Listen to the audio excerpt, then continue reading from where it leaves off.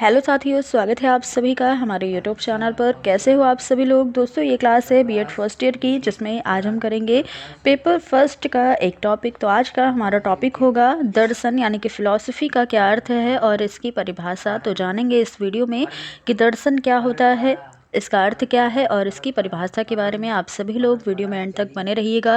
Video पसंद आएगी तो लाइक शेयर करना, चैनल पर नए हो तो चैनल को सब्सक्राइब भी जरूर करना। तो चलिए स्टार्ट करते हैं। देखेंगे कि फिलॉसफी या दर्शन का शाब्दिक अर्थ क्या होता है। बात करें दर्शन की तो ये अंग्रेजी भाषा के फिलॉसफी शब्द का हिंदी रूपांतर है, यानी कि इसे हम इंग्लिश में फिलॉसफी कहते हैं। और इस शब्द की उत्पत्ति ग्रीक भाषा के दो शब्दों से मिलकर हुई है, फिलॉस और सोफिया। तो ये दो जो शब्द हैं, फिलॉस और सोफिया, इनसे मिल करके फिलॉसफी शब्द बना है। फिलॉस का अर्थ होता है प्रेम या अनुराग या फिर लव, और सोफिया का अर्थ होता है ज्ञान या विजडम। इस प्रकार से फिलॉसफी अर्थात दर्शन का शाब्दिक अर्थ हो गया ज्ञान, अनुराग अथवा ज्ञान का प्रेम या लव ऑफ विजडम ही क्या है, फिलॉसफी है। इस प्रकार ज्ञान और सत्य की खोज करना, उसके वास्तविक स्वरूप का प्रयोग करने वाले व्यक्ति को हम क्या कहते हैं, दार्शनिक की संज्ञा दे देते हैं। प्लेटो ने अपनी पुस्तक रिपब्लिक में लिखा है कि जो व्यक्ति ज्ञान प्राप्त करने तथा नई नई बातों को जानने के लिए रुचि दिखाता है तथा जो कभी भी संतुष्ट नहीं होता, उसे हम दार्शनिक कहते हैं। तो ये किसने कहा, ये प्लेटो ने अपनी पुस्तक रिपब्लिक में कहा है। आगे देखिएगा, शिक्षा एवं फिलॉसफी के संदर्भ में इसके अर्थ की व्याख्या की गई है। फिलॉसफी को शिक्षा का सिद्धांत कहा जाता है। फिलॉसफी की व्यवहारिकता शिक्षा के द्वारा की जाती है, लेकिन अन्य विषयों की भांति दर्शन भी क्या है, एक अध्ययन विषय है, जिसके अंदर हम सत्य का क्या अर्थ है ये जानने का प्रयास करते हैं। प्लेटो के अनुसार फिलॉसफर संपूर्ण सत्य की परिभाषा करने का प्रयास करता है, और सुकरात उसे फिलॉसफर कहते हैं जो निरंतर अपने जीवन के संबंध में पूर्ण को देखने की इच्छा रखता है। सत्य की प्रकृति कुछ भी हो सकती है। आगे देखिएगा, फिलॉसफर सत्य के प्रति दृष्टि का स्नेह करता है। फिलॉसफी के अंतर्गत सत्य की प्रकृति को जानने का प्रयास किया जाता है कि सत्य क्या है, परंतु यह संभव नहीं कि वह सत्य के संबंध में कोई ठोस निष्कर्ष तक पहुंच सके। यदि फिलॉसफर अपनी खोज में किसी अंतिम निष्कर्ष पर पहुंच सके, तब फिलॉसफी की प्रक्रिया का अस्तित्व ही नहीं रहेगा। क्योंकि यहाँ पर आपने देखा कि प्लेटो ने क्या कहा था, जो कभी भी संतुष्ट नहीं होता नई नई बातों को जानने के लिए, उससे ही हम दार्शनिक कहते हैं या फिलॉसफर कहते हैं। तो अगर ये जो खोज है उसमें अंतिम निष्कर्ष पर अगर फिलॉसफर पहुंच जाएगा, तब फिलॉसफी की प्रक्रिया का कोई अस्तित्व ही नहीं बचेगा। फिलॉसफी में मानवीय मन सदैव सत्य की खोज में लगा रहता है, जिससे सत्य के संबंध में कुछ निष्कर्ष निकल सके, और निष्कर्ष फिलॉसफी का ना होकर विज्ञान का पक्ष हो जाता है। तो यहाँ पर फिलॉसफी के अर्थ को समझाने के लिए J.S. रॉस ने एक परिभाषा दी। इन्होंने कहा कि फिलॉसफी एवं शिक्षा एक ही सिक्के के दो पहलू हैं।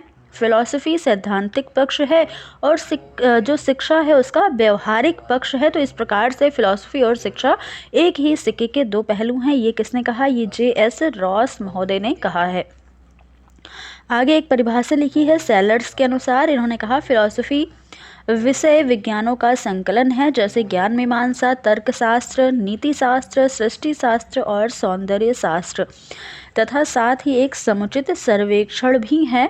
ये सारी चीज़ें, ये जो विज्ञान विषय हैं, इनका संकलन है फिलॉसफी। इन्होंने कहा, बर्टन रसेल ने क्या कहा, फिलॉसफी को अन्य अध्ययन विषयों की भांति एक ज्ञान की खोज के प्रति प्रयास है।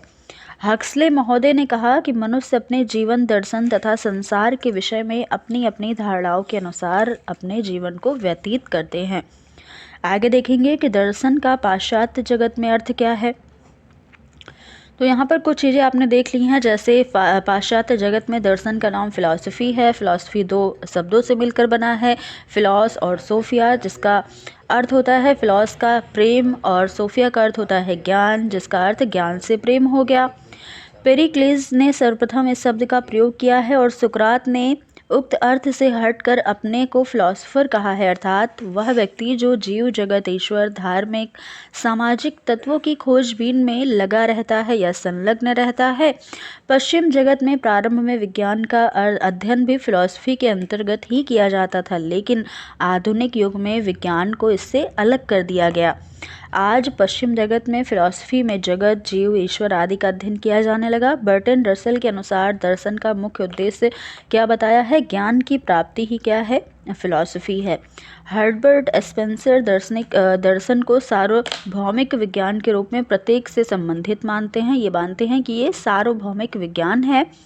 R.W. सेलर्स ने दर्शन को एक व्यवस्थित विचार के द्वारा विश्व और मनुष्य की प्रकृति के विषय में ज्ञान प्राप्त करने का निरंतर प्रयास मानते हैं।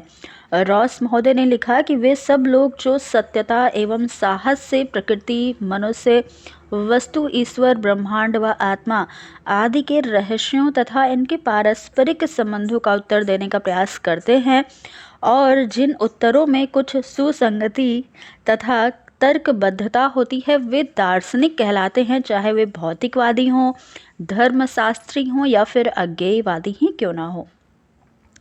तो ये था अर्थ, यहाँ पर आपने देखा दर्शन और फिलॉसफी का अर्थ।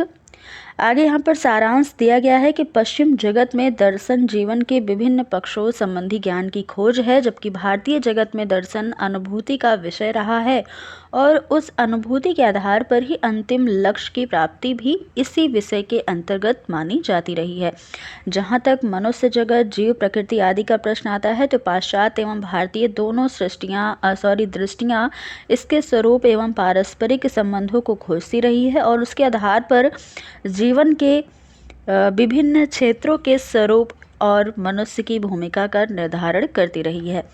आप देखिएगा दर्शन की परिभाषा कौन कौन सी है, तो यहाँ पर कुछ परिभाषा दी गई है कुछ दार्शनिकों के अनुसार। पहली परिभाषा जॉन डेवी ने दिया है, कहा है कि जब भी दर्शन की गंभीरता से चिंतन करेंगे तभी उसके ज्ञान का प्रभाव जीवन पर पड़ेगा। अगली परिभाषा R.W. सेलर्स ने कहा कि दर्शन उस निरंतर प्रयास को कहा जाता है जिसके द्वारा हम अपनी और संसार की प्रकृति के संबंध में क्रमबद्ध ज्ञान के द्वारा एक सूक्ष्म दृष्टि प्राप्त करने की चेष्टा करते हैं। बर्टन रसेल ने कहा कि अन्य क्रियाओं के समान दर्शन का मुख्य उद्देश्य क्या है? ज्ञान की प्राप्ति करना है। सेलर्स ने कहा कि व्यवस्थित प्रतिबिंबों के माध्यम से व्यक्ति प्रकृति तथा विश्व को जानने का अनवरत प्रयास ही क्या है? दर्शन है। तो यहाँ पर कई सारे मनोवैज्ञानिक और कुछ दार्शनिक के अनुसार दर्शन की कई सारी परिभाषा यहाँ पर दी गई हैं जो आपने देखा, और बहुत ही अच्छे से बहुत ही डिटेल से दर्शन और फिलॉसफी का अर्थ भी बताया गया है। तो दोस्तों आई होप आपको ये टॉपिक अच्छे से क्लियर हुआ होगा। अगर कोई भी डाउट है तो आप ज़रूर पूछिएगा। तो फिर मिलते हैं अगली क्लास में कुछ नए टॉपिक के साथ। तब तक के लिए धन्यवाद।